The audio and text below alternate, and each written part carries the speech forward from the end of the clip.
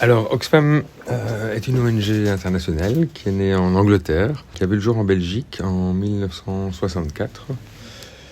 On a lancé, à l'époque, assez vite, un département de deuxième main, ce qui permettait aussi de financer les projets de solidarité de l'ONG. Donc, le département deuxième main est au service de l'ONG et contribue à son indépendance financière. Voilà. Le département deuxième main est actif dans 4 filières: le textile, les livres, la brocante et l'informatique. Nous avons plus de 35 magasins répartis dans les 3 régions en Belgique, en Flandre, en Wallonie et à Bruxelles. Et en ce qui concerne l'informatique, il y a plus ou moins une quinzaine de points de vente aussi répartis sur toute la Belgique. Voilà. Il ne reste plus qu'un seul magasin spécialisé qui ne fait plus que de l'informatique. C'est le magasin situé à Ixelles, dans lequel on se trouve. Les compétences qu'il faut pour venir travailler chez nous, il n'y a pas besoin d'avoir forcément une connaissance en informatique assidue, mais en soi, juste avoir la volonté d'aider et d'accompagner son prochain, car nous sommes toujours ici accompagnés avec des professionnels sur place qui sont prêts à former et qui ont aussi cette envie de former. C'est aussi un plus pour les personnes qui viennent travailler en tant que bénévoles sur place par rapport à la formation qu'on propose ici en informatique. Alors pour le moment, on n'a pas vraiment de collaboration avec des personnes ou des organisations qui représenteraient ou adressent des personnes avec certains handicaps. Mais par contre, on n'a évidemment aucun souci à imaginer d'intégrer ces personnes. Et puisqu'on parle plus particulièrement de la filière informatique, les personnes qui sont malentendantes n'ont aucun problème à réaliser les mêmes choses que les autres, en fait, en informatique. Si l'occasion devait se présenter, pour nous, ce ne sera pas un souci, puisque, comme je disais, voilà, le fait de ne pas bien entendre ne pose pas de souci pour travailler dans l'informatique.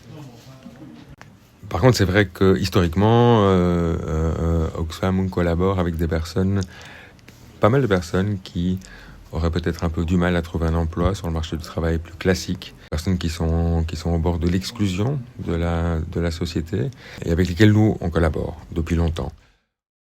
Alors au niveau des opportunités professionnelles, je dirais que ça dépend vraiment du niveau de croissance qu'on a. Je veux dire, nous avons récemment engagé dans notre centre de production, il y a un centre de tri textile et il y a effectivement aussi un centre de tri pour l'informatique. Et donc là, on a engagé des personnes pour avoir une production de meilleure qualité et en plus grande quantité aussi. Et donc, les prochaines éventuelles opportunités professionnelles, elles vont pas se situer là, au niveau de la production, mais bien à l'échelon suivant, la commercialisation, donc les magasins. Donc, à partir du moment où on développe nos capacités de production, ça signifie que derrière, on va aussi essayer de développer les points de vente, les magasins. Et quand on ouvre un magasin, là, il y a assez souvent des opportunités professionnelles. Une petite moitié de nos magasins est gérée par des équipes uniquement bénévoles. Et une grosse moitié, donc, de l'autre moitié de nos magasins ont toujours aussi des personnes bénévoles, mais en plus ont un ou des salariés. Donc, au niveau des opportunités professionnelles, ça se passera via le réseau magasin. Par rapport aux perspectives d'avenir, Oxfam, bien sûr, se situe dans l'économie sociale et circulaire. Mais les deux mots sont importants, parce que je pense que l'économie circulaire, d'une manière ou d'une autre, ça va être l'avenir. Les entreprises veulent aussi diminuer leurs coûts. Donc la circularité a aussi un sens au niveau économique. Mais je voudrais surtout insister, moi, sur l'autre mot qui est l'économie sociale. Dans l'économie sociale, on place l'humain au centre des préoccupations.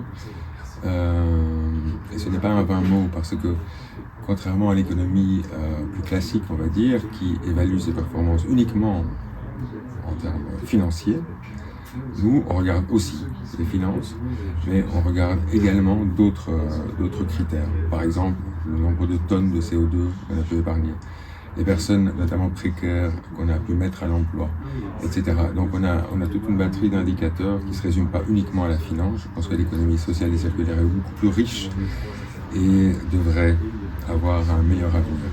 Et on place l'humain au centre de tout ça. C'est une motivation essentielle, que ce soit pour les travailleurs, salariés d'Oxfam, mais aussi pour tous les bénévoles, les stagiaires, Article 60 qui viennent.